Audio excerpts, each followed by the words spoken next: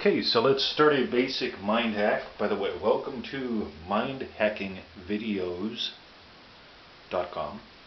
So this is you.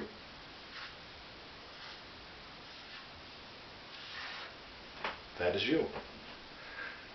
There you are. You're boring. And as you stick around a little bit,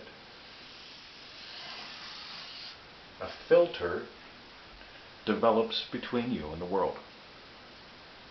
This is the premise that we go on. You started out as you, not perceiving any separation between you and the world. At some point, a filter shows up. And we'll get into that. Now, it would be okay if that was just all that happened. But realistically, there are multiple levels of these things. So we'll get to that some other time. But let's pretend here's you. Between you and the world is a filter that everything passes through. So, what we want to do is we want to start with motivation, because that's pretty darn important. So, with motivation, we have this.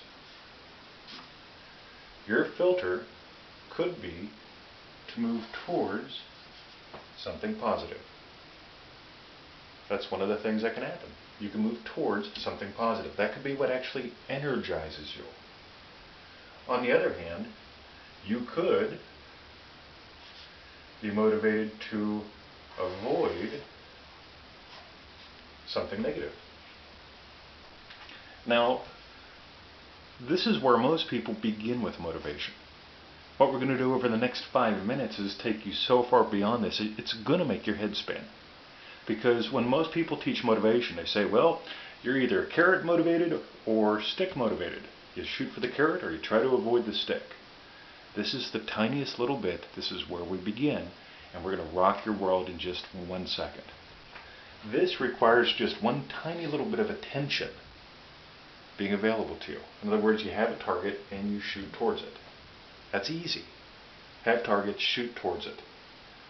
On the other hand, this requires that you have a little bit more attention, more awareness available to you, because you're avoiding something.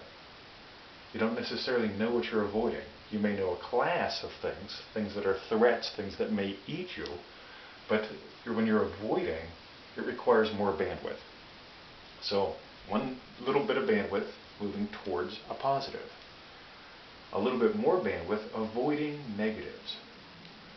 A little bit more complex way of experiencing the world. Here's your positive. Here is your negative.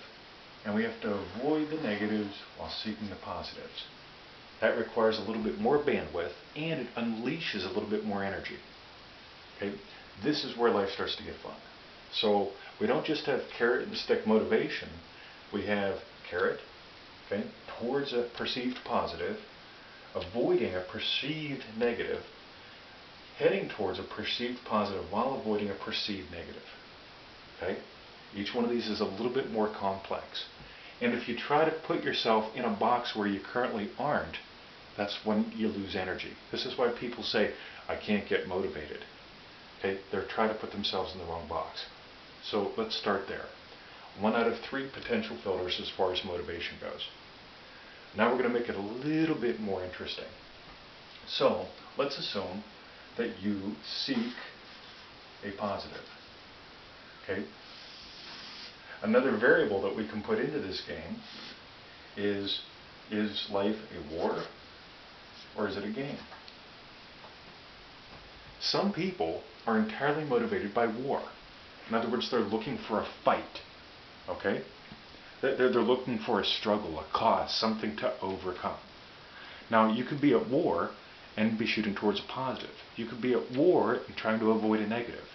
You could be at war, okay, wanting to stay alive. You could be at war trying to avoid getting killed.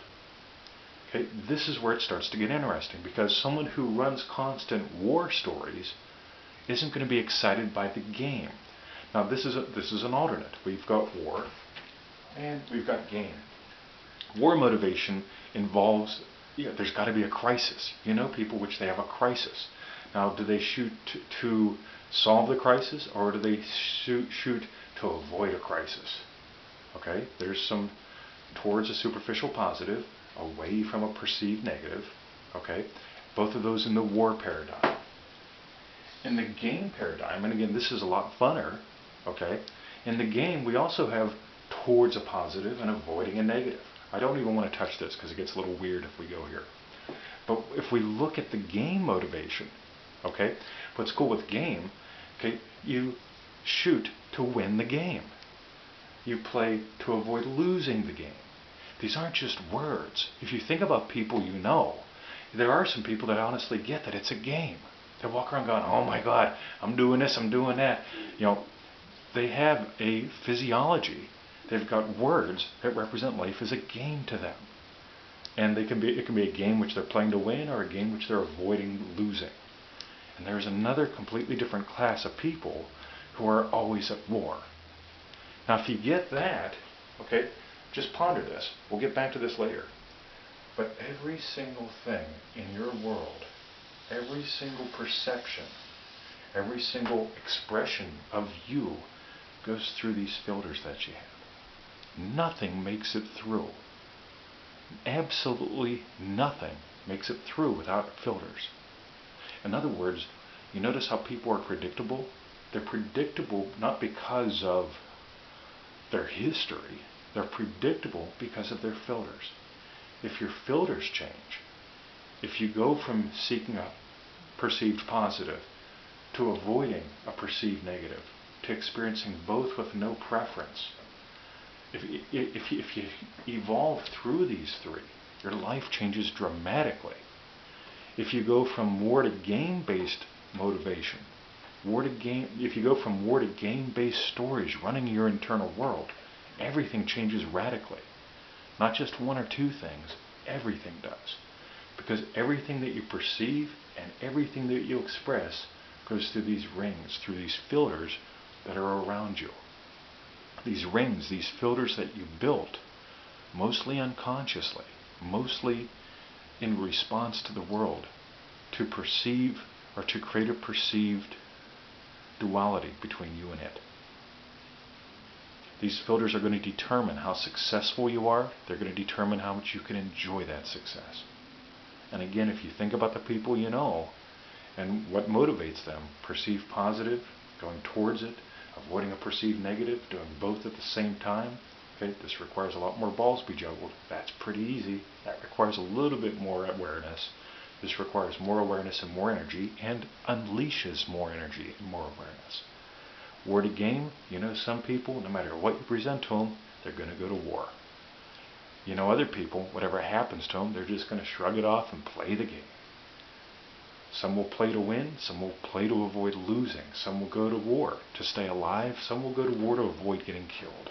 And everything goes through those filters. We've got about 18 more of these.